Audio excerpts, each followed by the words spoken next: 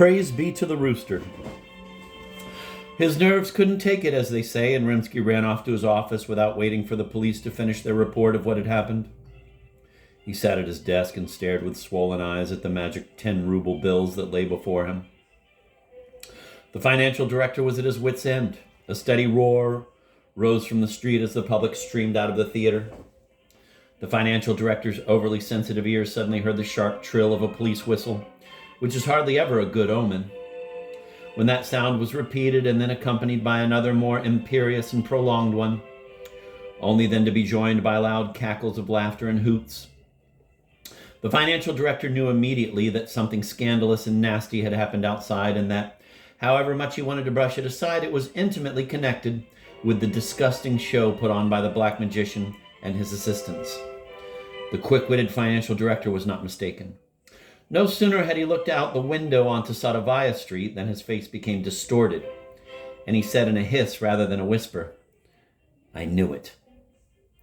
In the bright light of the high-intensity street lamps, he saw on the sidewalk below a woman wearing nothing but a chemisina and violet drawers.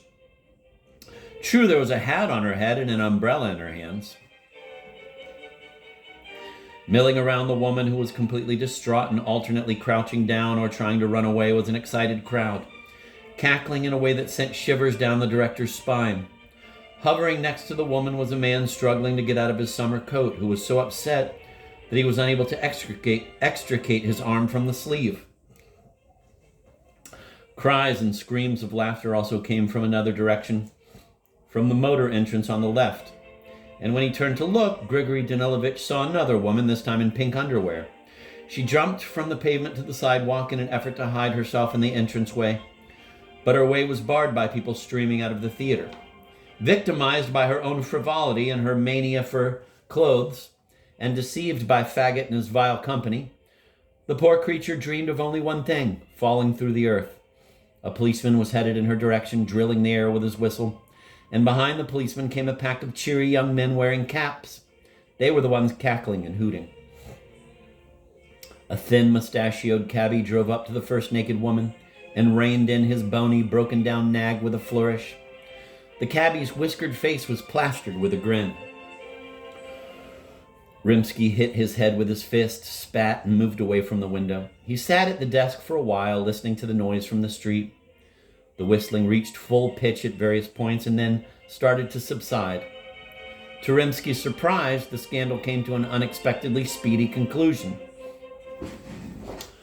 The time to act was approaching. He would have to drink the bitter cup of responsibility. The telephones had been repaired during the third part of the program, and he had to make calls, report what had happened, ask for help, lie himself out of any responsibility, blame everything on Lekoyedev, get himself off the hook, and so forth. Confound you, devil. Twice the flustered director put his hand on the receiver, and twice he picked it up, and suddenly the deadly silence of the office was shattered by the sound of the telephone itself, blasting in the financial director's face. He shuddered and grew cold. Boy, my nerves are really shot, he thought, and picked up the receiver, whereupon he recoiled and turned white as a sheet. A soft but at the same time insinuating and depraved female voice whispered into the phone, "Don't make any calls, Rimsky, or you'll be sorry." The phone then went dead. Feeling his flesh crawl, the financial director put down the receiver and glanced for some reason at the window behind his back. Through the sparse and barely green branches of the maple tree outside the window, he glimpsed the moon slipping behind a translucent cloud. Inexplicably transfixed by the branches, Rimsky stared at them, and the more he did, the more strongly he felt the grip of fear. Making an effort to regain his composure, the financial director finally turned away from the moon-filled window and got up. To call anyone was now out of the question, and the financial director had only one thought on his mind: to get away from the theater as far as possible. He listened. The building was silent. Rimsky realized that he had been all alone on the second floor for some time, and the thought filled him with an uncontrollable childlike dread. When he thought of having to walk down the empty corridors and go down the staircase alone, he shuddered. He feverishly grabbed the hypnotist's 10-ruble bills off the desk, stuffed them into his briefcase, and coughed. in order to build up his courage. The cough came out sounding hoarse and feeble.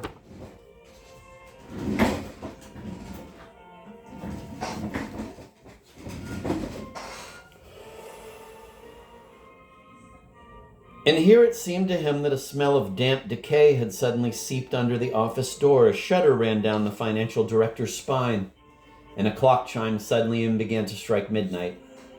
Even that made the financial director shudder. But his heart really sank when he heard a key turning softly in the lock. The financial director clutched his briefcase with cold, damp hands and felt that he would not be able to contain himself and would burst out screaming if the scraping in the keyhole lasted one more minute. Finally, the door yielded to someone's push, opened, and who stepped quietly into the office but Veronuka. Rimsky's legs buckled beneath him and he plopped down into his chair. Sucking air into his lungs, he smiled a kind of ingratiating smile and said softly, "God, what a fright you gave me. Indeed, that sudden appearance could have frightened anyone, and yet, at the same time, it came as a great joy. At least one small thread in this tangled business had unraveled." "Well, get it out, tell me." "Well," rasped Rimsky, pulling at the thread, "what's the meaning of all this?" "Please forgive me," the man who had come in replied in a hollow voice, closing the door. "I thought you had already left." Without taking off his cap, Veronuka went over to the armchair and sat down opposite Rimsky at the desk. It must be said there was something slightly odd about Veronuka's reply, which was immediately picked up by the financial director, who was as sensitive to vibrations as any seismograph in the world. What was going on? Why had Veronuka come into the financial director's office if he had assumed he wasn't there? After all, he had his own office. That was for starters. And second, no matter which entrance Veronuka had used, he would have bumped into one of the night watchmen, all of whom had been told that Grigory Danilovich would be in his office for some time. But the financial director did not dwell on this oddity for very long. He didn't feel up to it. "Why didn't you call? What was all that nonsense about Yalta?" "Well, it's just as I said," the manager answered. And he made a smacking sound with his lips as if he had a toothache. "They found him in a tavern in Pushkino." "What do you mean, Pushkino? Isn't that right near Moscow? And didn't the telegrams come from Yalta?" "Yalta like hell. He got the Pushkino telegrapher drunk. They started fooling around, and that meant, among other things, sending telegrams marked Yalta." I see. Well, okay, said Rimsky, crooning rather than speaking. A yellowish light shone in his eyes. A festive vision of Stiopa having to leave work in disgrace formed in his head. He'd be free at least of that disaster known as Lekoyadev. And maybe Stepan Bogdanovich was in for more than just getting fired. "Give me the details," said Rimsky, tapping the paperweight against the desk. And Veronuka began to recount the details. As soon as he had arrived at the place where the financial director had sent him, he had been received right away and listened to with great attention. No one, of course, had ever seriously believed that Stiopa was in Yalta. Everyone now agreed with Veronuka that Lekoyadev had obviously been at the Yalta restaurant in Pushkino. "Where is he now?"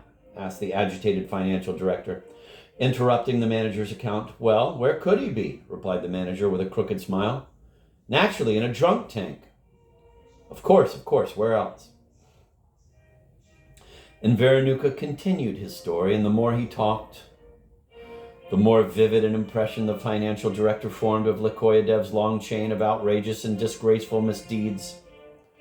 And each successive link in the chain was worse than the last. Take, for example, the drunken dance with the telegraph clerk on the lawn outside the Pushkino telegraph office, to the strains of some idler's accordion, the chase after some women who were screeching in terror, the attempt to start a fight with the bartender at Yalta, throwing green onions all over the floor of that same Yalta, smashing eight bottles of dry white Danil wine, breaking the meter of a cab when the driver refused to take him as a passenger, threatening to arrest the citizens who were trying to end his spree.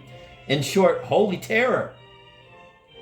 Stiopa was well known in Moscow theater circles, and everyone knew that he was hardly a gift to humanity. But what the manager was saying about him now was too much, even for Stiopa. Yes, Too much. In fact, much too much. Rimsky's piercing eyes bore into the manager's face from across the desk. And the more the manager talked, the gloomier Rimsky looked. The manager embellished his story with various vile details, and the more vivid and piquant they became, the less Rimsky believed him. When Veronika reported that Stiopa had gone so far as to resist those who had come to take him back to Moscow, the financial director knew for sure that everything the manager was saying, the manager who had returned at midnight, everything was a lie from beginning to end. Veronika had not gone to Pushkino, nor had Stiopa himself been in Pushkino. There was no drunken telegraph clerk, no broken glass in the bar. Stiopa had not been tied up. None of it had happened. Once the financial director became convinced that the manager was lying to him, fear crept over his body, starting with his feet. And for the second time, it seemed to the financial director that a putrid, malarial dampness had spread over the floor. Without ever taking his eyes off the manager, who was sitting in the armchair in an oddly contorted way, trying always to stay within the bluish shadow cast by the desk lamp and rather peculiarly shielding his eyes from the lamplight, with a newspaper, the financial director thought of only one thing. What did it all mean? Why would the manager, who had returned too late to see him, be lying to him so blatantly in an empty and quiet building? And a sense of danger, unidentified but imminent, began to take hold of Rimsky's heart. While pretending not to notice the manager's maneuvers and his tricks with the newspaper, the financial director examined his face, hardly listening anymore to the tale Veronika was spinning. There was something that seemed even more inexplicable than the slanderous story of Stiopa's escapades in Pushkino, fabricated for no discernible reason whatsoever, and that something was the change in the manager's appearance and manners. Despite the manager's efforts to keep his face in shadow by pulling the visor of his cap down over his eyes, and despite his maneuvers with the newspaper as well, the financial director did manage to observe a huge bruise that began at his nose and extended across his right cheek. In addition, the manager's customarily ruddy complexion had taken on an unhealthy, chalky pallor, and despite the sultriness of the night, his neck was wrapped in an old striped muffler. If one added to this the manager's new habit, evidently acquired during his absence, of making disgusting, sucking and smacking sounds with his lips, the sharp change in his voice, which had become rough and hollow, and the furtive and cowardly look in his eyes, then one could say without hesitation that Ivan Savlyevich Veronika had become unrecognizable. Something even more disturbing gnawed at the financial director, but however much he strained his already inflamed brain, however much he stared at Veronika, he couldn't figure out what it was. He was sure of only one thing. There was something weird and unnatural about this combination of the manager and the familiar chair. Well, eventually he was subdued and shoved into a car, droned on Veronika, peering out from behind the newspaper and covering his bruise with his palm. Rimsky suddenly stretched out his hand and started drumming his fingers on the table, while at the same time nonchalantly pressing his palm down on the buzzer of an electric bell. Then he froze. A loud alarm should have gone off in the empty building, but the alarm did not go off, and the buzzer sank lifelessly into the desktop. The buzzer was dead and the bell was broken. The financial director's maneuver did not escape Veronika, who winced and asked with a malicious gleam in his eye, "Why did you press the alarm?" "Habit," was the financial director's hollow reply as he moved his hand away. Then he asked in a shaky voice, "What's that on your face?" The car braked and I hit my face against the door handle, answered Veronica, turning his eyes away. He's lying, the financial director exclaimed to himself. Then his eyes widened and bulged crazily as he fixated on the back of Veronica's chair. On the floor behind the chair, there were two intersecting shadows, one blacker and denser, the other faint and gray. The armchair's back and pointed legs cast a clear shadow on the floor, but there was no shadow from Veronica's head above the chair back, nor was there any shadow from his feet beneath his legs. He doesn't cast a shadow, cried Rimsky to himself in desperation. He started to tremble. Veronica glanced furtively behind the chair, following Rimsky's crazed eyes, and realized that he had been found out. He stood up, as did the financial director, and stepped away from the desk, his briefcase clutched in his hands. You guessed it, damn you. You always were smart, said Veronica, smirking maliciously in Rimsky's face.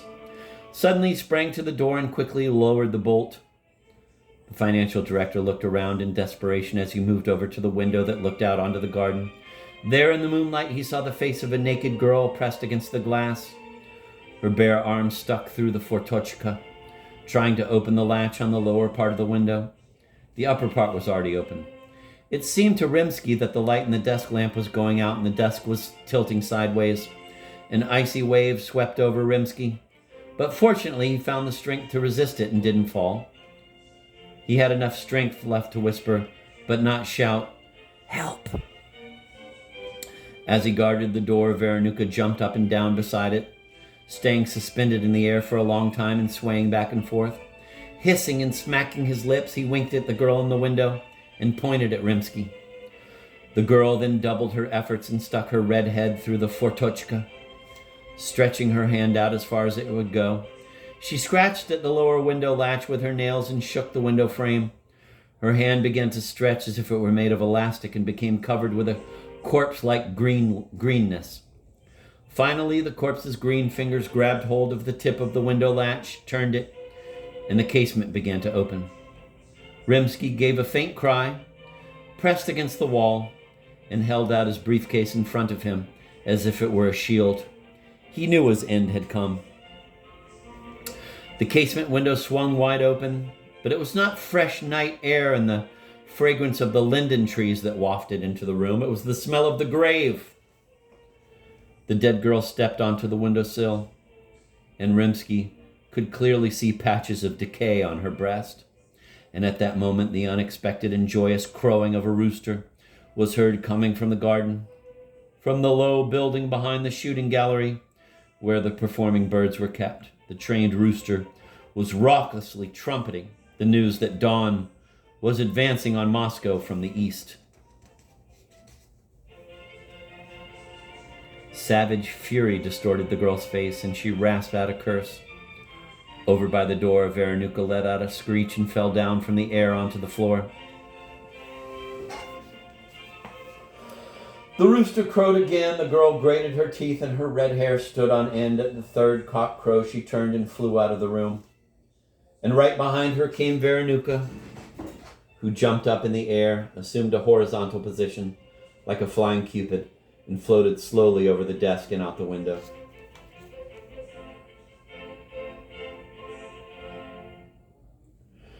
His head as white as snow, with not one black hair left, an old man, who not long before had been Rimsky, ran over to the door, undid the lock, opened the door, and started running down the dark corridor. Stricken with terror and moaning, he felt for the switch at the top of the staircase and turned on the light. Trembling and shaking, the old man fell on the stairs because it seemed to him that Veronica was softly collapsing on him from above. When he got to the bottom of the stairs, Rimsky saw the night watchman asleep on a chair by the box office in the lobby. He tiptoed past him and slipped out through the main door. Once he was outside, he felt a little better.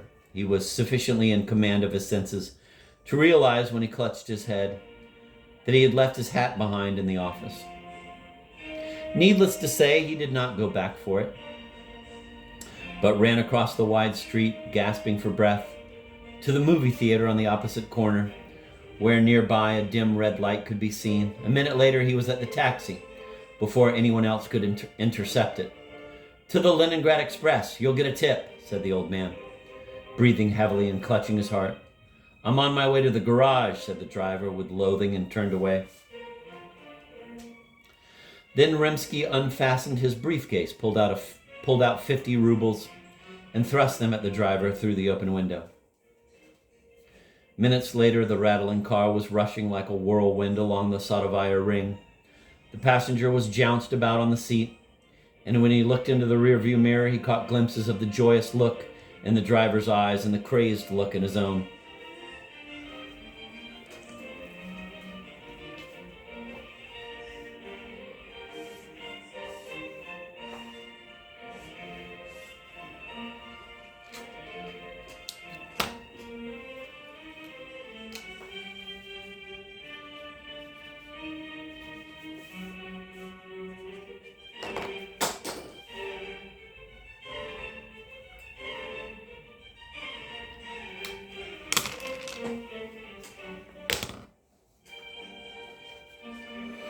Rimsky jumped out of the car in front of the station and shouted at the first person he saw, who was wearing a white apron and a badge, "One first-class ticket. Here's 30 rubles. Whereupon he crumpled and pulled the 10-ruble notes out of his briefcase. "If there's no first class, then second. If not that, then third." The man with the badge turned to look at the clock and grabbed the rubles out of Rimsky's hands. 5 minutes later, the express train pulled out of the glass-domed station and vanished into the darkness, and along with it, vanished Rimsky.